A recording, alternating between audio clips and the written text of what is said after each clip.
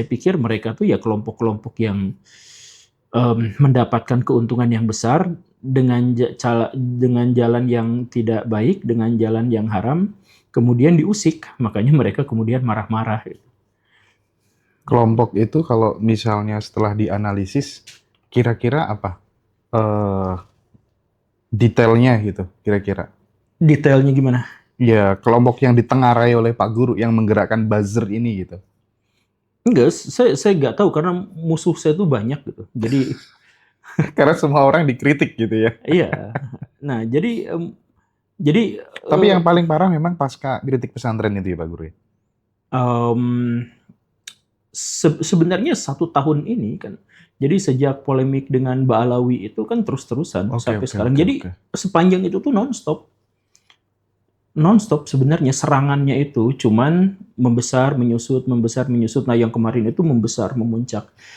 Sampai ada gerakan boykot, sampai ada ajakan untuk geruduk rumah, sampai ada ajakan untuk mematikan bisnis, apa segala rupa semuanya tuh ada upaya doxing juga. Oh, Jadi segala cara yang haram mereka lakukan, makanya saya yakin mereka tuh bukan kelompok agamawan, atau setidaknya mereka mengaku sebagai agamawan tapi bukan beragama karena ya nggak mungkin.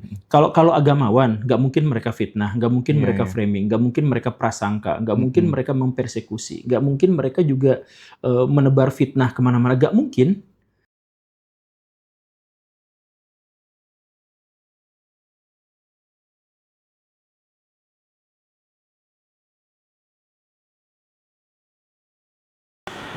Ya, teman-teman semuanya, akhirnya kita bisa mengundang Guru Gembul lagi di Ngaji Roso. Terima kasih Pak Guru sudah meluangkan waktu kembali. Sama-sama. Oke, Pak Guru, kapan hari itu kan Pak Guru sempat memberikan banyak himbauan gitu ya kepada Baraya gitu ya untuk aktif kemudian melawan buzzer-buzzer, mafia-mafia, koruptor dan lain sebagainya gitu. Terus yang terbaru juga sekarang rame loh di medsos, Guru Gembul dicap sebagai anti-Islam, Iya. keturunan PKI, ya kan? Bahkan mau dibunuh karakternya.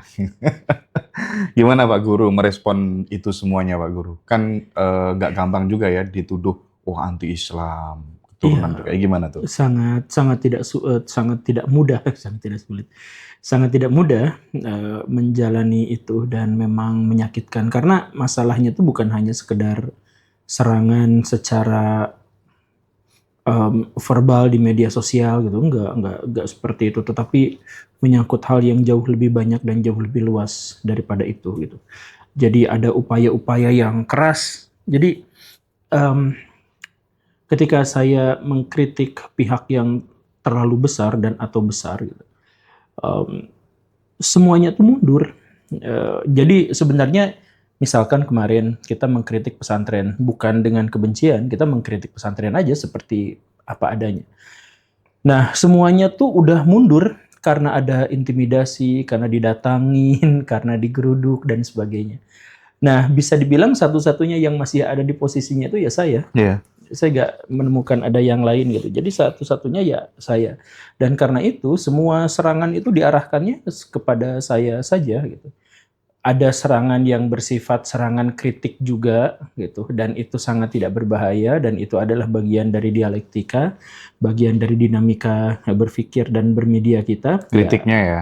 ada yang seperti itu gitu ya, ada yang kritik data gitu, ada yang kritik apa. Tapi yang jadi masalahnya itu adalah bagian terbesar dari orang-orang yang menyimak itu tuh adalah orang-orang bernalar rendah gitu. Dan mereka tuh mudah sekali untuk digerakkan. Saya tuh Betul, coba betul. untuk menganalisis gitu melalui analisis media saya. Ada Enigma, kemudian ada beberapa yang lain. Jadi ternyata yang menyerang saya itu adalah yang nggak pernah nonton kanal saya gitu, tapi ngambil dari potongan-potongan dari video orang lain yang sudah ada framingnya gitu. Iya, iya. Makanya misalkan kritikan atau hujatan mereka itu adalah Guru Gembul bikin konten tanpa referensi gitu. Hmm, Saya itu adalah pionir konten kreator yang menampilkan referensi di betul, setiap betul. tampilannya. Tapi lah ini emang nonton atau enggak gitu ya. Atau misalkan guru gembul, pesantren dikritik tapi pemerintah nggak dikritik. Asli ini jadi orang-orang yang tidak nonton kanal saya digerakkan. Jadi dalam sebuah podcast misalkan saya menemukan di media analisis itu yang eh, yang mengkritik dan menghujat itu katakanlah misal 50% gitu. Nah, ternyata 69% dari 50% itu adalah buzzer, bot serangan, Oh, dan kolom komentarnya tuh template oke, sama oke, tetet oke, itu oke. aja gitu. Jadi tidak ada isinya gitu. Nah, tapi ini tuh maksudnya ada orang di belakang, ada orang besar di belakang yang memang melakukan serangan. Dan karena itulah maka saya pikir saya membutuhkan penegasan kepada para penonton bahwa kita tuh sekarang sedang berhadapan dengan mafia yang sangat besar gitu. Yang kepentingan-kepentingan mereka tuh kayaknya terganggu gitu. Jadi saya mengajak perubahan dan hakikatnya segala sesuatu yang ada di dunia itu berubah dan harus berubah, beradaptasi. Kalau ada lembaga atau institusi atau pihak yang tidak mau berubah mengikuti zaman, satu-satunya alasan adalah karena mereka punya kepentingan Hmm, hmm, hmm, dari kemapanan, kan begitu. hmm, hmm, hmm. Nah, mereka tuh bukan agamawan, mereka tuh bukan, mereka tuh hanya orang-orang yang menginginkan dapat, ya karena mereka sudah mendapatkan apa yang mereka inginkan, dan mereka tidak mau beradaptasi karena berpotensi bahwa mereka juga akan kehilangan itu, gitu. Kehilangan kepentingan itu. Jadi uh, karena ini bersifat sistematis, maka saya pengen ngajak orang-orang juga untuk lebih bergerak secara sistematis gitu, buat kemajuan bangsa ini, karena mereka buzzernya besar dan sengaja bikin framing, sengaja bikin fitnah kepada orang-orang yang tidak pernah nonton kanal saya, tiba-tiba ikut nimbrung dan ngehujat habis-habisan, bikin opini besar, ya termasuk juga soal PKI gitu. Itu kan jelas jelas disengaja gitu. Kayak saya bikin video di sebuah museum pribadi, saya bikin video, saya mewartakan ini adalah peci PKI digunakan pada tahun sekian untuk melakukan propaganda sekian-sekian. Nah, ini Hmm, bentuk pecinya. Saya hmm, begitu kan? Itu videonya. hmm. Video itu tidak diambil videonya, hanya difoto ketika saya menggunakan peci PKI itu, dan kemudian dinarasikan inilah Guru Gembul sedang membuka kedok aslinya. Nah, Hmm. artinya orang itu tuh secara sengaja fitnah karena dia pasti udah nonton videonya kan, makanya Iya, dia bisa capture. betul, betul. Nah, jadi nggak mungkin juga kalau agamawan atau orang yang disuruh oleh agamawan melakukan hal yang seperti ini, karena fitnah itu lebih kejam daripada pembunuhan. Eh, Orang-orang agamawan tahu itu, jadi saya pikir mereka tuh ya kelompok-kelompok yang mendapatkan keuntungan yang besar dengan jalan yang tidak baik, dengan jalan yang haram, kemudian diusik, makanya mereka kemudian marah-marah. Kelompok itu kalau misalnya setelah dianalisis, kira-kira apa eh detailnya gitu, kira-kira? Detailnya gimana? Ya, kelompok yang ditengarai oleh Pak Guru yang menggerakkan buzzer ini gitu. Enggak, saya nggak tahu karena musuh saya tuh banyak gitu. Jadi Karena semua orang dikritik gitu ya. iya.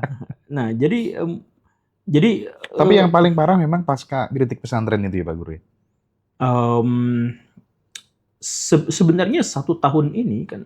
Jadi sejak polemik dengan Mbak Alawi itu kan terus-terusan Oke, sampai oke, sekarang. oke, Jadi oke. sepanjang itu tuh nonstop sebenarnya serangannya itu cuman membesar, menyusut, membesar, menyusut. Nah, yang kemarin itu membesar, memuncak.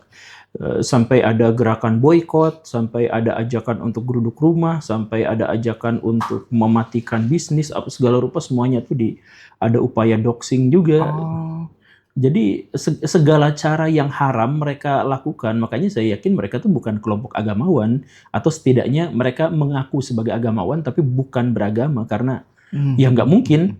Kalau kalau agamawan, nggak mungkin mereka fitnah, nggak mungkin iya, mereka iya. framing, nggak mungkin mereka prasangka, nggak mungkin Mm-mm. mereka mempersekusi, nggak mungkin mereka juga menebar fitnah kemana-mana, nggak mungkin.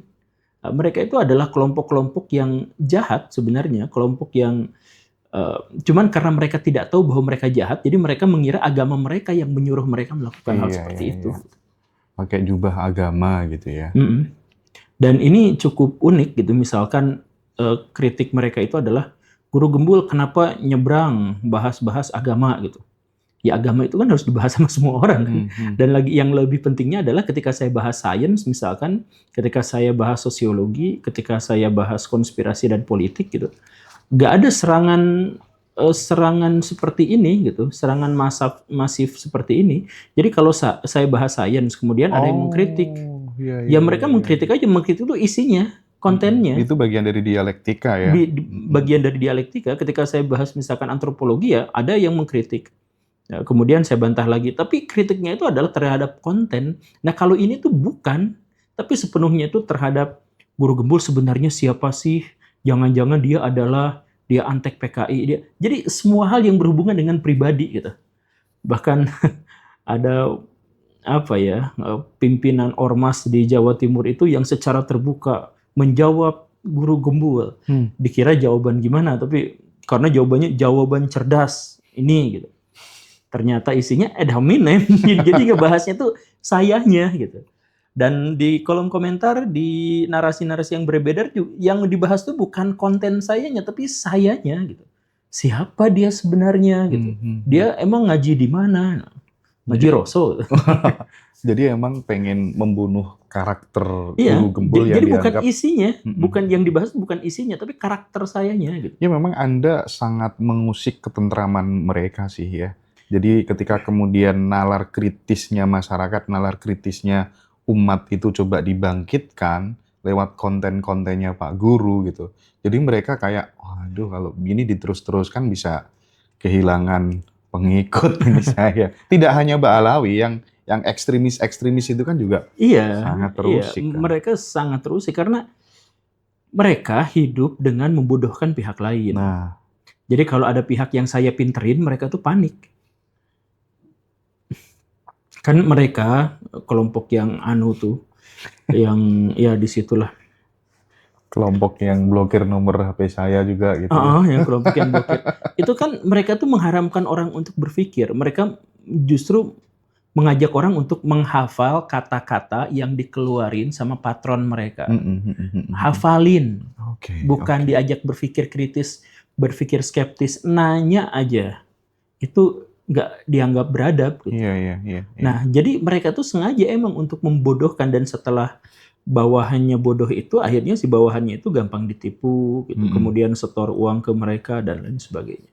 Nah, ini masalah yang besarnya itu, dan yang orang-orang bodoh itu ketika dia sudah dewasa, mereka juga tidak mau disadarkan bahwa mereka itu dibohongin. Karena kalau mereka sadar saya dibohongin, ya kesimpulannya saya bodoh selama ini, gitu kan. Dan ego mereka pasti akan berontak. Jadi akhirnya mereka tidak mau mengaku bahwa dirinya bodoh dan dibohongin, dan karena itu lanjut aja bahwa apa yang saya dengar selama ini itu adalah benar, gitu. Untuk menghadapi dan melewati doxing, pembunuhan karakter seperti itu kan bukan hal yang mudah. Gimana cara guru gembul melewati itu semuanya, dan bagaimana guru gembul memberikan pesan-pesan tertentu mungkin untuk keluarga supaya semuanya tetap stabil gitu. Itu kan kalau udah nyerang pribadi gitu, pembunuhan karakter tuh bener-bener menyakitkan sih. Itu gimana tuh? Saya nggak punya taktik dan strategi perlawanan, ya karena saya sendirian gitu. Jadi pihak-pihak yang semuanya setuju dengan saya, dan itu mayoritas, itu nggak berani melawan. Semuanya mundur kan. Jadi saya tinggal satu-satunya di sini. Jadi mereka cuman bergerak di belakang layar. Jadi misalkan ketika saya menyerang feodalisme, habis-habisan, terang-terangan, semua kan nyerang ke saya. Sebagian besar orang itu berpihak pada saya, tapi nggak ada yang berani ngomong.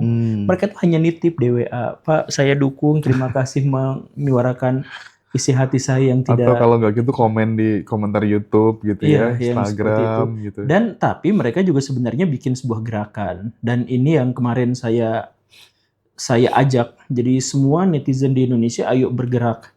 Nah, bergeraknya tuh diantaranya tuh apa? Misalkan ya, ini bukan saya yang ngajak, tapi saya juga mengajak ke arah ini. Gitu. Jadi kemarin misalkan ada video-video dari agamawan yang dulu-dulu tuh diungkit-ungkit lagi, dinaikin lagi, diviralkan lagi.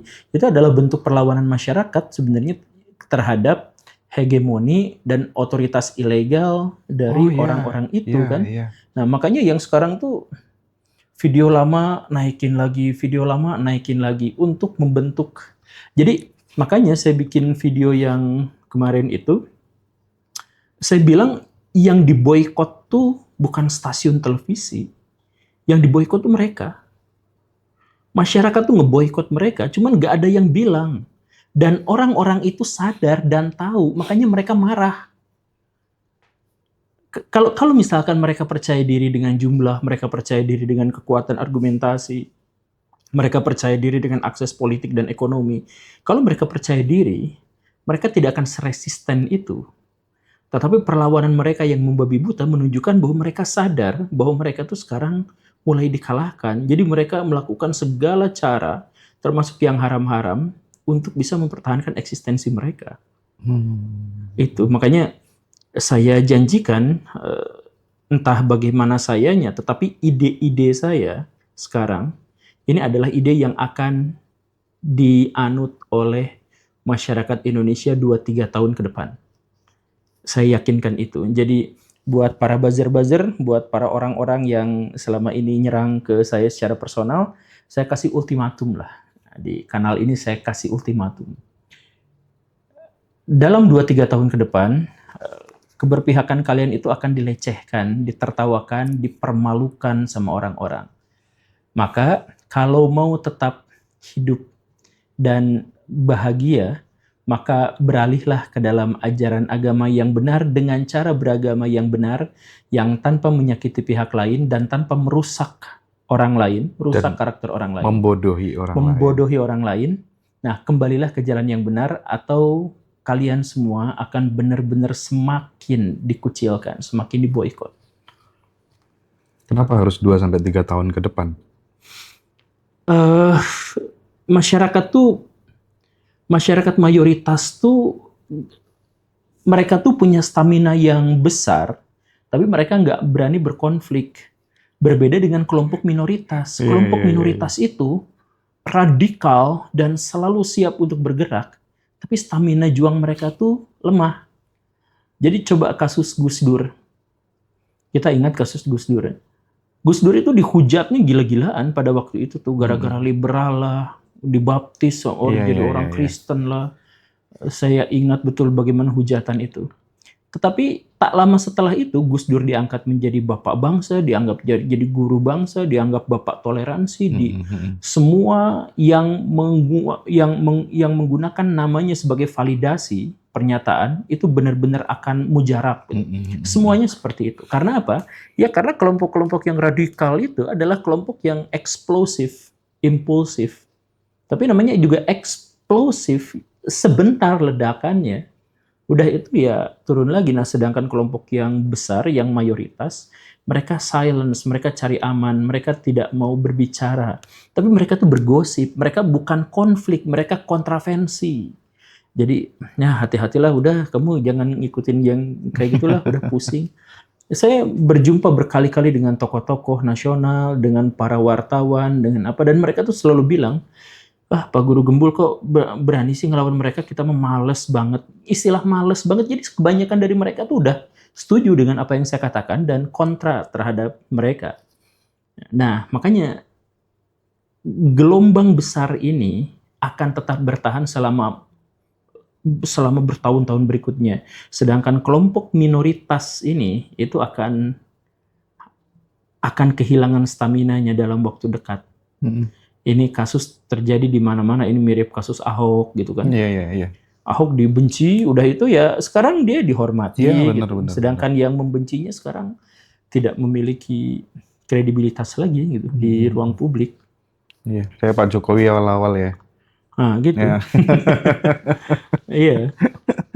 Tapi akar ya, kenapa kemudian masih banyak ya mereka yang kemudian mengimani Islam radikal seperti itu tuh menurut Pak Guru akarnya apa? Karena aku juga pernah ya masuk ke lingkungan mereka dulu waktu masih sekolah gitu ya.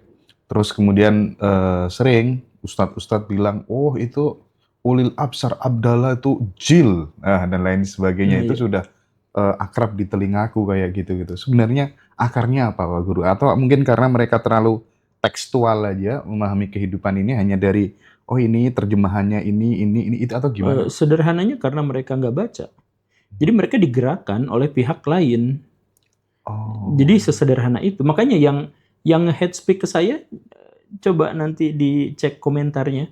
Template. Mereka tuh intinya nggak nonton aja. Nggak nonton apa yang saya katakan, dan kemudian mereka tuh hanya ngambil clipper-clipper yang ini, dan kemudian direaksi sama ketua-ketua makelar-makelar mereka, ya udah seperti itu. Nah jadi sedangkan dan mereka itu akhirnya jadi angin-anginan kayak Ulil Absar Abdallah. Lah kan kok jadi ketua PBNU? Ya tudingan liberal itu pada kemana sekarang ya jadi ketuanya gitu. Atau kasus Anies Baswedan. iya iya iya. Anies juga kan dulu tuh dituding liberal kan. Benar benar. Rektor Universitas Para Paramadina, Madinah. universitas paling liberal di Indonesia, Mm-mm. mencetak kaum liberal bla bla bla bla. Ketika Anies nyalon jadi gubernur, siapa yang mendukungnya? Kalangan yang dulu menghujatnya. Jadi stamina Iya bener ya. iya kan? Betul persis. Paradoks banget sih itu, bener Ya karena bener. mereka tuh tidak punya pikiran, mereka hanya nungguin digerakkan sama pihak lain. Jadi ada yang mengatakan Anies itu adalah kelompok liberal. Ya oke.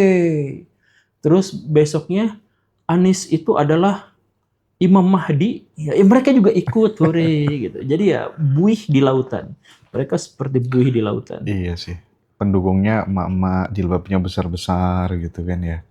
Tapi gini Pak Guru, yang terbaru seperti mungkin itu bagian dari fragmentasi gerakan untuk kemudian melawan pembodohan-pembodohan itu tadi kan banyak ya video viral seperti yang Pak Guru sampaikan tadi, misalnya kayak videonya Kiai Haji Ahmad Fauzan Ketua PCNU Semarang gitu ya. Kita ini sebenarnya nggak dijajah sama Cina, kita nggak dijajah sama Amerika, tapi kita benar-benar dijajah sama bangsa Arab. Kita itu kalau di Jawa itu nggak kenal yang namanya akhi, ukhti, ya nggak kenal Habib, kenalnya ya Lek Lutfi, Pak D Lutfi dan lain sebagainya. Kayak gini tuh aku melihat komen itu rata-rata pada serempak semuanya, setuju, setuju, setuju, setuju semua. Itu mungkin sebagai indikasi 2-3 tahun yang disampaikan Pak Iya. Guru tadi ya. Makanya ini video ini silahkan di save dan lihat apa yang terjadi di masa depan. Jadi saya juga ngomong sama Kang Ferry Irwandi kan kemarin. Kang Ferry itu bertanya, gimana kalau seandainya opini guru gembul yang kalah? Saya bilang opini saya itu mustahil kalah karena bukan saya yang membawanya. Tapi ini adalah nafas zaman, ini adalah keniscayaan dalam perubahan. Siapapun yang ingin mempertahankan status quo-nya, dia akan dilindas oleh zaman. Dia akan dipermalukan sebagai orang ketinggalan zaman, sebagai orang yang radikal, dan dia tidak akan memiliki tempat. Nah, jadi saya ada di posisi itu dan tetap ada di posisi itu. Dan kelompok-kelompok yang gitu itu adalah kelompok yang mungkin dalam waktu dekat juga akan berpihak pada saya. Bisa jadi. Karena bagaimanapun juga orang itu kan level kesadarannya kan bertumbuh ya Pak Guru ya. Iya. Seperti case yang disampaikan di awal tadi gitu. Aku juga meyakini sih hal itu gitu. Jadi udah nggak laku lagi gitu. Kayak sekarang tuh coba kita lihat ya medsos misalnya kayak orang lagi baca sholawat, ibu-ibu. Terus sambil tangannya dicelupin ke botol air. Sambil ngambil uangnya. Oh, itu hal-hal kayak itu tuh banyak sekarang. Dan Iya. dibully kan sama netizen. Iya. Dibully. Jadi praktek-praktek yang semacam itu tuh jadi bahan bulian. Jadi zaman tuh sudah berubah, dan karena itu saya ngajak setiap orang untuk beradaptasi bahkan melampaui penyesuaian diri. Tapi saya tuh mempopulerkan upaya untuk mendahului zaman. Orang-orang seperti Gus Dur itu kan orang-orang yang mendahului zaman. Dia dikenal orang setelah dia meninggal. Kebaikannya dipahami orang setelah dia meninggal. Dan ini kita menemukan banyak sekali contoh-contoh orang seperti ini gitu. Tan Malaka. suaranya lebih didengar setelah dia meninggal Betul, betul, betul. daripada atau misalkan Karl Marx, nah, mati duluan baru bukunya laku gitu. Lebih Ya, nyaring justru ketika udah meninggal ya. iya. Jadi kutipan-kutipan Gus Dur tuh lebih kita terima sekarang daripada zaman dulu tuh, dan coba bandingkan dengan lawannya. Ya katakanlah Habib Rizik gitu. Siapa yang mau mengutip pendapatnya sekarang? Iya, iya, iya. Nggak ada ya. Kayak nggak usah jauh-jauh. Kapan hari yang Cak Nun tuh dihujat orang se-Indonesia gitu kan? Gara-gara Fir'aun. Iya. Sekarang siapa yang Sekarang terbukti ya? Cak Nun dulu mengatakan Jokowi itu Fir'aun dan dihujat habis-habisan wah bener se-Indonesia. tuh, parah tuh. Sampai dipaksa minta maaf kan ya Iya, sama dan akhirnya keluarganya. memang minta Iya, maaf minta kan. maaf. Tapi dengan elegan cara minta maafnya. Dan sekarang orang-orang tahu bahwa perkataan itu tuh gak salah-salah amat. Ya perkataan itu salah karena Pak Jokowi bukan orang Mesir kuno Iya, dan dia iya, bukan. iya. Ya kita pada bagian-bagian itu. Mm-mm. Tetapi masalah opini yang berkembangnya itu adalah jadi Iya, iya. Oke, oke, oke. Aku sekarang pengen ini Pak Guru, pengen geser ke satu hal mungkin yang sangat memprihatinkan. Ini penting sebagai edukasi karena aku melihat masyarakat kita itu Pak Guru pengen sebuah hasil tapi tanpa sebuah perjalanan gitu, tanpa sebuah proses yang mateng gitu. Pengennya itu pokoknya eh, instan gitu. Orang Indonesia itu pengen kaya secara instan. Itu salah awalnya itu kira-kira di mana menurut Pak Guru, kesalahan fatalnya di mana awalnya? sebenarnya harapan atau pemikiran ingin mendapatkan hasil yang besar dari effort yang kecil itu bukan hanya orang Indonesia, Oke. orang di seluruh dunia bisa dibilang. Bahkan saya pernah menyinggung di salah satu video saya, orang Denmark, orang Finlandia, orang Swedia, dengan orang Indonesia itu lebih malas mereka. Tingkat kemalasan mereka itu bahkan sampai ada di konstitusi, di mana negara mewajibkan orang untuk bermalas-malasan dalam tanda kutip, di mana jam kerja mereka tuh harus pendek. Oh iya, iya, iya, iya. Iya kan? Kalau panjang dikit tuh perusahaannya yang diamuk gitu. Di Jerman juga seperti itu. Jadi mereka tuh sebenarnya juga pengen bermalas-malasan. Bahkan ada istilah tradisional di sana, Huge, di mana apa ngejanya saya nggak tahu bagaimana. Di mana mereka tuh bersantui gitu, kayak orang Indonesia santuy gitu. Jadi sebenarnya tujuan itu tuh nggak jadi masalah. Yang jadi masalah tuh apa? Kejujuran. Jadi coba ini sederhananya begini. Ini orang katakanlah orang Swedia. Mereka tuh pengen males, pengen hidup tuh males, pengen hidup tuh banyak waktu luang.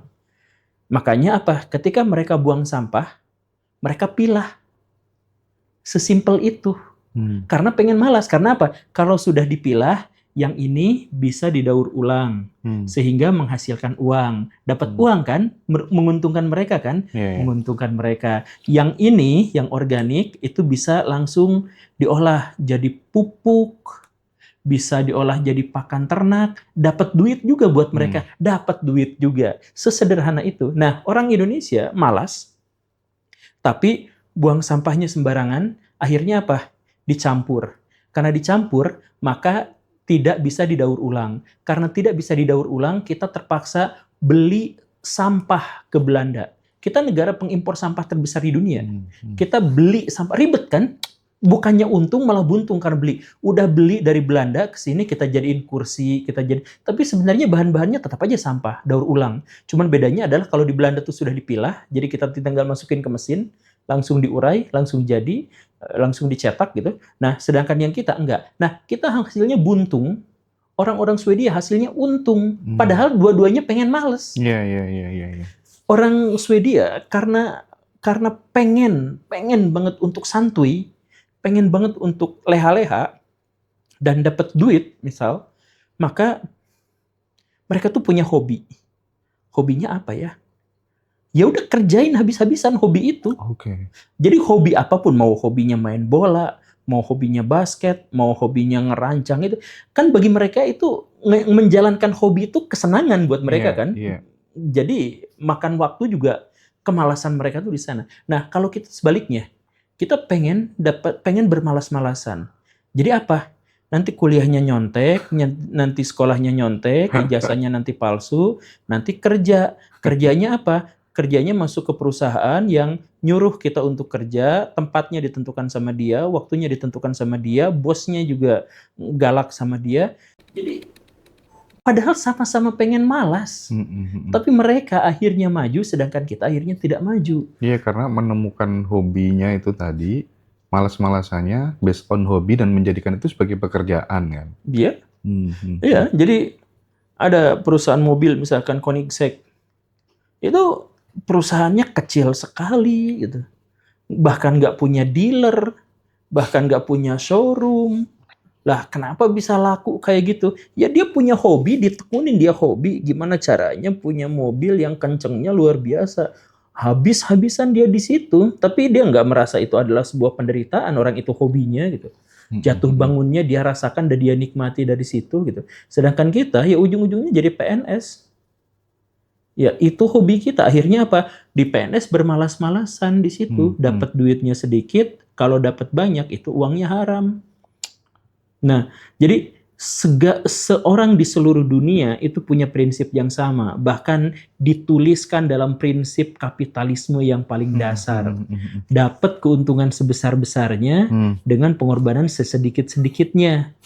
Hidup itu ya kayak gitu enaknya, kerjanya dikit, hasilnya gede. Yang jadi masalah itu adalah kejujuran dan otak yang dipakai. Yang sangat ironis sekali itu kan ketika orang itu lebih tertarik mendapatkan apa tuh namanya uang datang dalam waktu 3 hari daripada dibandingkan proses 3 tahun gitu kan. Nah, hal seperti ini tuh karena logika yang lemah kah? Karena atau apa gitu? Karena kapan hari kan Pak Guru kan bikin konten tentang yang Dimas Kanjeng. Itu sekarang memang lagi rame banget gitu ya. Orang Iya. lagi memuja-muja. Bahkan setelah aku juga sempat bikin konten gitu, turun dari bandara gitu, aku makan kan. Di sebelahku ada Dimas Kanjeng. Loh, gila. Oh, Barusan ketemu. iya ketemu dia. Dan Ditanyain. enggak sih. Dan aku lihat di video-video itu, rame banget ya sekarang gitu. Kalau misalnya ini bener-bener fake gitu ya, penipuan gitu. Tapi kok ya orang masih sebegitunya gitu ya, memuja-muja Ya, gitu. karena bisnis mereka tuh bisnis pembodohan. Jadi bisnis mereka tuh bukan sesuatu yang sekarang mereka jalankan. Enggak, mereka niat banget. Mereka ciptakan sistem bagaimana caranya membodohkan orang.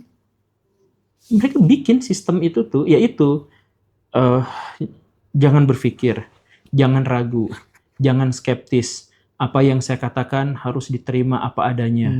Bahwa saya itu punya kesaktian, punya karomah, saya bisa menggandakan uang. Dan itu semua berasal dari Tuhan, dari malaikat, dari apa. Mereka, itu yang diajarkan. Nah, coba, ketika ada klaim, saya dapat menggandakan uang karena saya berinteraksi dengan malaikat. Itu kan nggak masuk akal. Gimana caranya supaya hal yang tidak masuk akal itu diterima? Ya orangnya jangan berakal semua. Dibuat orang-orang itu menjadi tidak berakal semua. Iya. Itu rumus sederhananya kan begitu. Nah, jadi dan kita tuh sekarang sedang berperang melawan orang-orang seperti itu karena mereka tuh menghancurkan bangsa. Saya diprospek loh sama anak buahnya gitu, yang sebenarnya juga nirlogika banget gitu aku melihat orangnya gitu. Ayo Mas Indra, gabung, join. Ini loh, salah satu pejabat juga sudah mulai ikut karena sebentar lagi guru kita akan keluar bebas dari penjara, sampai segitunya loh. Iya, ya ikut aja. Nggak, soalnya bekerja sama dengan orang bodoh itu menyenangkan sekali. Ini kayak teman saya udah diomongin bahwa judi online itu penipuan, bukan judi beneran, itu penipuan. Dia nggak percaya. Iya. Akhirnya apa? Akhirnya sekarang dia sedikit-sedikit, ini saya punya tanah, saya jual murah aja. Ini saya punya rumah, saya jual murah aja. Gak apa-apa, buat judi. Coba kalau seandainya saya mau memanfaatkan kebodohan dia, saya cepat kaya. Makanya kalau akan ketemu sama orang-orang yang kayak gitu, terima aja Kang ajakan kerjasamanya. Karena saya yakin kalau kita berani nyingkirkan moral untuk ngambil keuntungan dari mereka, itu mudah banget. Cuma ya kita kan masalahnya Iya, bermoral gitu kan. tega apa enggak gitu ya. Tega atau enggak ngambil Heeh, ngambil uang heeh. haram tuh berani atau enggak gitu. Tapi Cuman kalau kesempatan seperti itu banyak sih sebenarnya kalau mau ya. iya, Iya sih, itu terkait dengan idealisme hidup juga sih masalahnya gitu.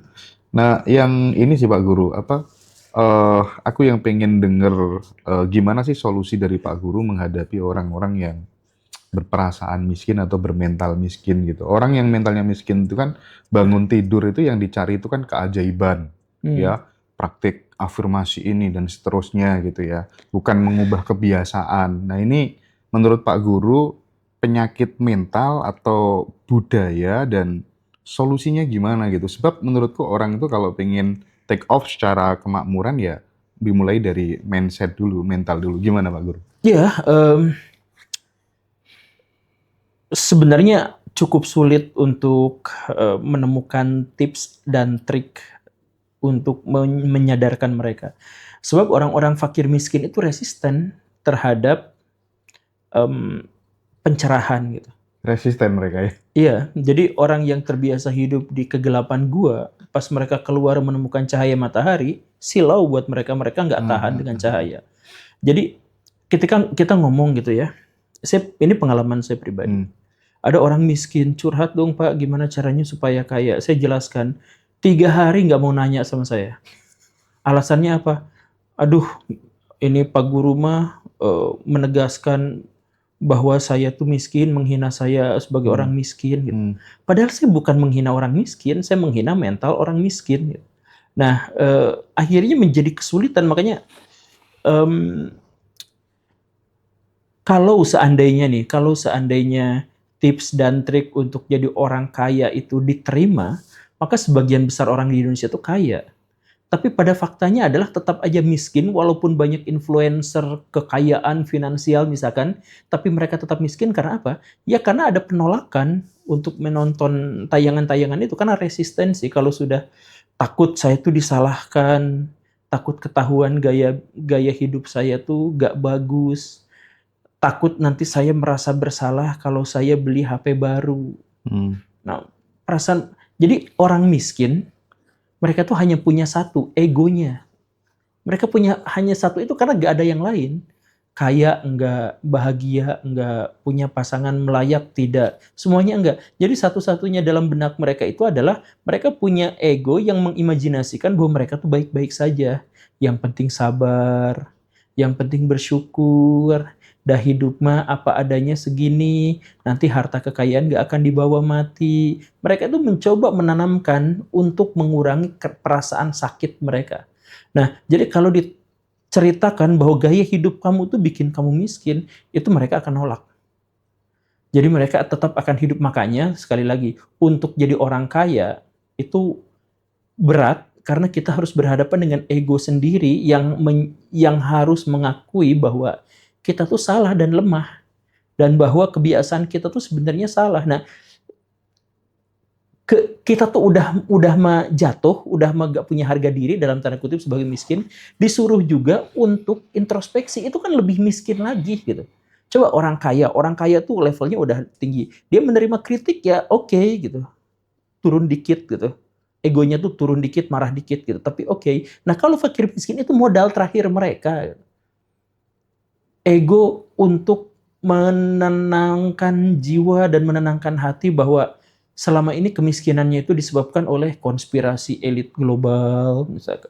Bahwa saya miskin tuh gara-gara pemerintah yang tidak becus. Kita miskin tuh gara-gara orang Cina meraup harta kekayaan. Ya kan pikirannya itu tuh untuk menenangkan jiwanya. Karena memang kebahagiaannya ada di level itu, batasan itu. Dikasih tips, kamu tuh salah begini, udah makin jatuh. Mereka tidak akan mau. Jadi butuh mental yang kuat, alih-alih pengetahuan untuk bisa menjadi kaya. Hmm. Hmm.